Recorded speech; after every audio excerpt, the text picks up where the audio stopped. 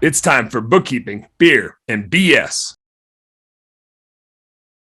I want to hit this one. Tyler Starkey asked a good question. We'll go on a little tangent, a CPA tax-related tangent before we get back to kind of year-end projects to be thinking about. And obviously taxes and year-end stuff is a year-end project to be thinking about. Tyler's question was, you keep seeing people asking, your CPA says you have a high tax bill coming up. What's your first move?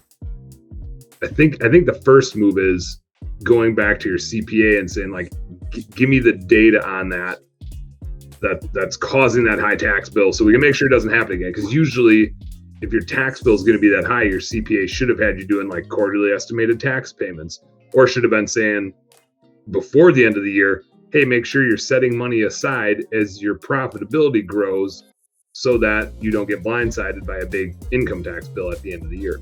So I think part of it is going back to the CPA to say, like, where's the surprise coming from? Where's the data coming from? And why didn't we catch it sooner? Then I think the next move is like, the truth is the truth, right? If you have a high tax bill, maybe, you know, and we talked about this on last week's episode of like, do you spend money at the end of the year to reduce that tax bill?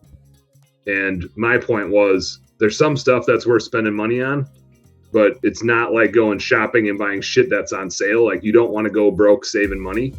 It's okay to pay some taxes, but if there's stuff that you need to buy that you know you're going to use, supplies and inventory, marketing stuff, recruiting stuff, go sign up for it now. We talked about. I say something here? Yeah, hit it. I know I'm not the tax expert, but congratulations on making money. That's awesome, first of all. But second, like, in our business a few years back, we were spending $1,500 a month on truck repairs. Man, I could go buy 3 trucks at $500 a month and get, you know, the tax deductions. So, you know, maybe that's an option. Go buy a truck.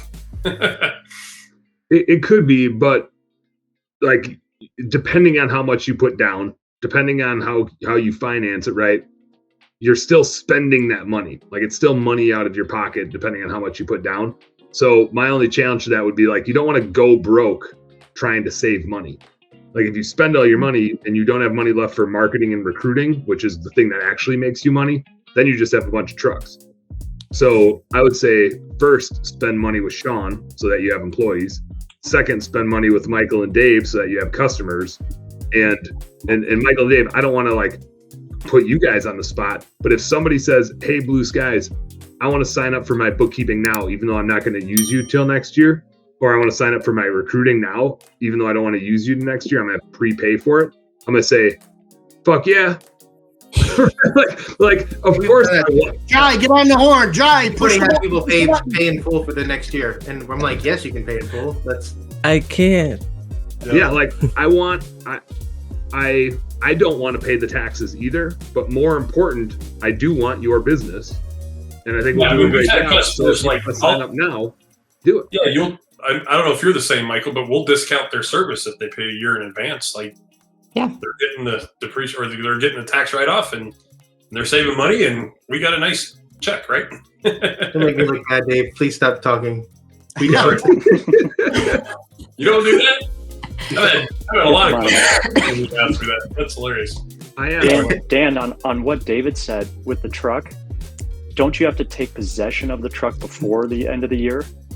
Is that a new rule with CPAs? I think they started doing that recently because people were ordering them, 2019, 2020, and then it could be 8 months, 12 months before the vehicle would arrive, and they're like, well, no, we got the tax write-off, but you didn't even get the vehicle. I think it goes... Do you know on that? In general, it's going to go based on the cash. Like, if you've got the title and you already made the down payment, then I think you technically own the vehicle. But generally, like, to your point, James, if you order one, they don't make you pay for it until you actually take possession of it. And so, yeah, you wouldn't have anything to write off. But if it's on the lot, then you can go get it. And to Dave's point, I do think, like, if you need a truck and you're going to need it like in Q1 and you're going to get it, even aside from just trying to save some money on taxes, there is a benefit in if you go buy a $50,000 truck and you can get a $179 deduction on it, which means you can like fully write it off this year. Even if you only put $10,000 down and you finance $40,000 of it, you still get the tax benefit of a $50,000 truck. That said, if you buy it next year, you get the tax benefit of it next year. And now you bought it this year, so now you're gonna have more taxes to pay next year, right? So like playing that game is always just like a delaying the inevitable.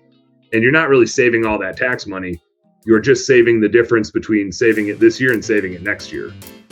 And so therefore it's like only valuable if you invest the savings and get a return on that investment. That's the true value of the tax savings.